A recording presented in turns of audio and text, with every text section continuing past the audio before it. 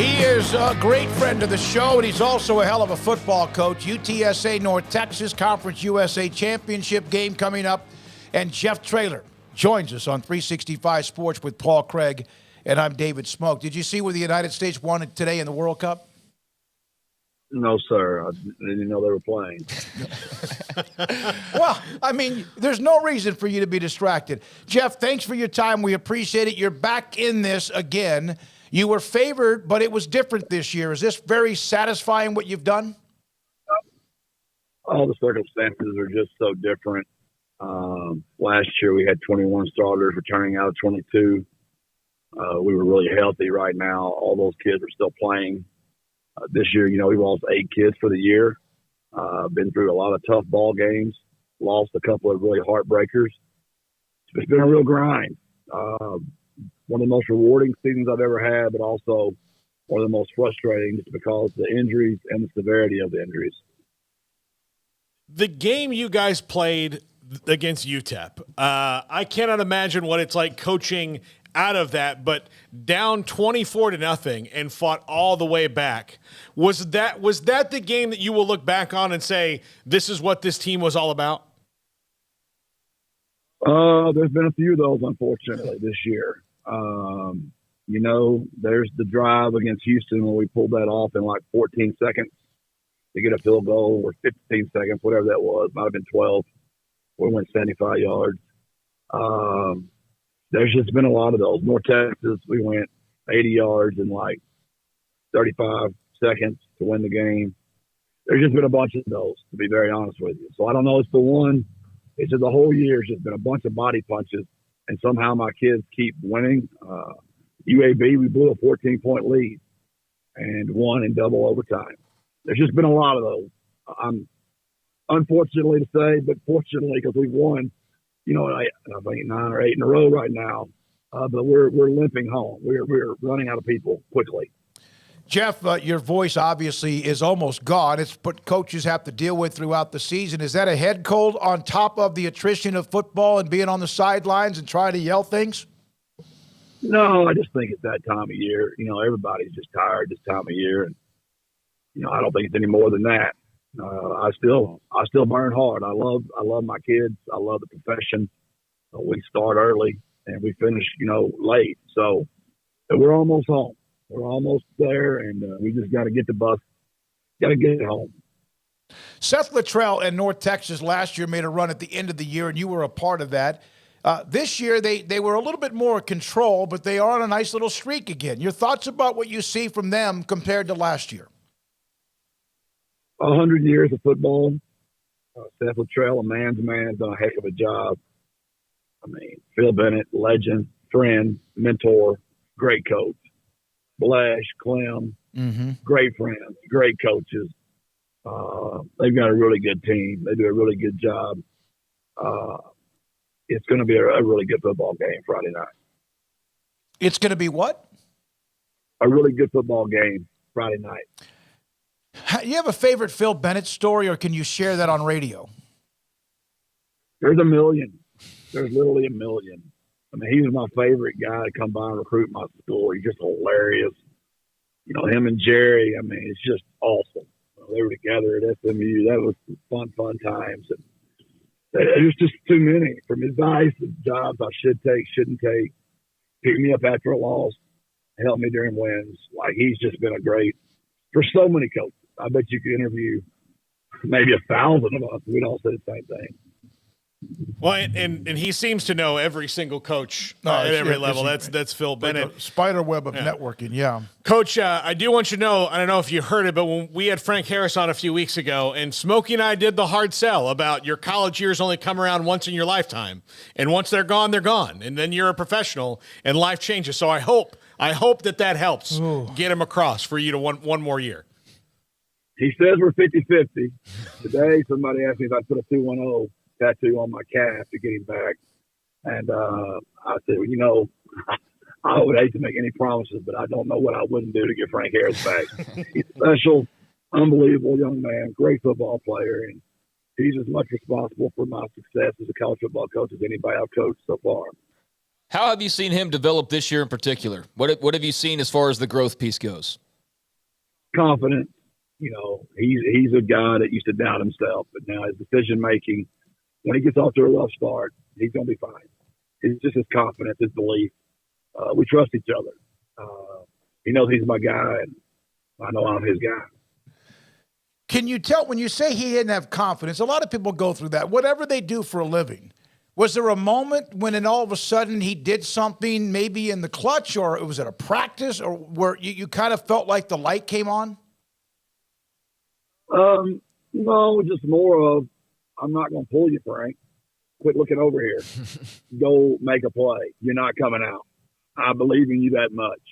And now he doesn't look. He's the one running the show. I'm afraid he might pull me. Well, that's what we talked about earlier. We're trying to keep him from pulling you. We're trying to get. Amen. He seems to have like ice in his veins when it comes to clutch moments, and that's been that way now for more than just this season. Is that correct? That's the basketball player in him. He wants the ball last, and he means it. He wants the ball last, and that's why he's so fun to coach. Jeff Traylor, UTSA football coach, with us on 365 Sports. Coach, what have you thought about Kavorian Barnes and the season that he's had as a freshman coming out of tiny San Augustine? Certainly, I think East Texans are certainly familiar, and high school football fans perhaps, but what have you noticed from your young freshman back? You'll love this story. We were doing media a while ago, and I saw they had asked him to come in after me. And I said, Kavorian, how the heck do you think these old boys in San Antonio are going to understand anything that me and you were saying? He's like, closed captioning. The only chance they got, closed captioning. So he's a bright kid that's very talented, and we were fortunate to get him. One of those kind of hidden gems in East Texas that have made East Texas so famous through the years. Yeah, there's so many of those stories. There's guys, I know you can't talk about them this year, but there are so many players like him that come out, and it's special, good to see him. So, your thoughts about your good friend Matt Rule, who almost hired you at Baylor, now at Nebraska? I think Nebraska knocked it out of the park. He's the perfect guy. He has a history of rebuilding programs. He's tough. They're going to play a tough brand of football. He's a great football coach, a great friend. It's good for kids that Matt Rule is back in the business of coaching kids.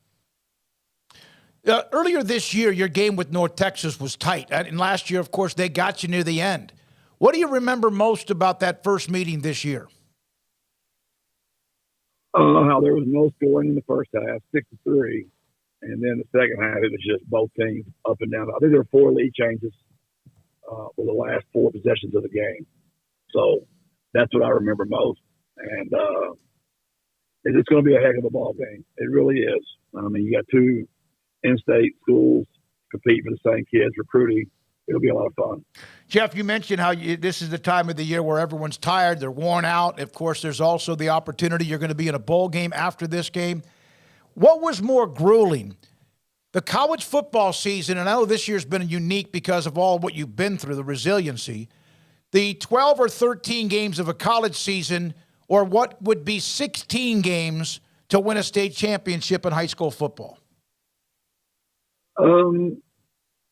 We'd be in round 4 right now. So, it'd be Gilmer, Carthage, or, Gilmer, Gladewater to get out of your region.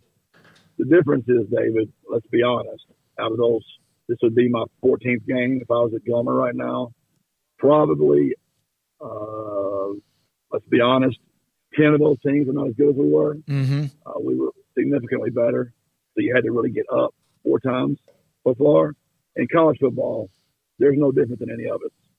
I think there's about 6 or 7 teams in the country, maybe 4. That could be high. The rest of us, if you are up and they are down, you got a chance. And that's what makes it more grueling in college football is every single week. There are no weak sisters on the schedule in college football. None. We were, 18-point favorite last week? Mm-hmm. We were down 24, David. Coach, I was just curious to get your perspective here because not many people have your spot as a head coach in major college football, but there is the transfer portal deadline upcoming. There's National Signing Day upcoming. Meanwhile, you've obviously got a huge game that you're preparing for.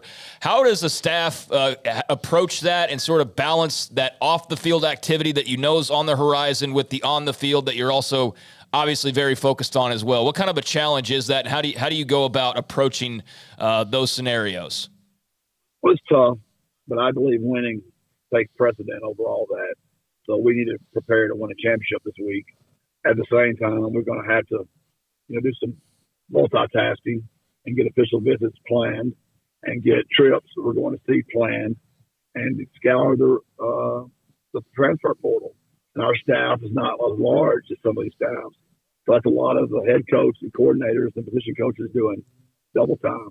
And we got to be careful because what's most important is to find a way to beat North Texas Friday night. Mm-hmm. Speaking of that, I'll let you go. And good luck with the voice. And also this weekend against North Texas has the transfer portal in the end, in the overall, what we've seen to date, has it helped the so-called Power 5 schools more, or what is called in a dirty way, and whatever it's called now, the Group of 5 schools? I'll let you know. I didn't lose anybody last year, but, I know I have kids already being offered a dollar amount per month that I'm not going to be able to get to.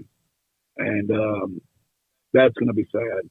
Because all I was just the farm system. I was a 2A or AAA, so they can get called up to the big leagues. And I know that's a terrible analogy, but I'll let you know. We didn't lose anybody last year, but we'll see if our NIL deals are enough here in San Antonio. Keep our kids here, or we're going to lose them. If you know that, what is then the protocol of trying to shut that off? Or do you call somebody if you know that there's something a little bit crossing the line? How do you handle that, Jeff? There's no way to prove it. Okay. No way to prove it, right? I mean, these guys, there's not going to be any paper trail left behind. It's going to be a he said, she said deal. And, Dave, this has been going on for 100 years. It's just NIL stands for now it's legal. Yeah, basically, yep. Hey, man, appreciate you. Love you, man. We appreciate your time whenever you can join us. Good luck on this weekend of the Conference USA Championship game, and we'll be in touch hopefully very soon. We appreciate your time today. Y'all too, man. Y'all are the best. God bless and birds up. Yes, sir. Birds up. That's Jeff Traylor, UTSA football coach. Tomorrow,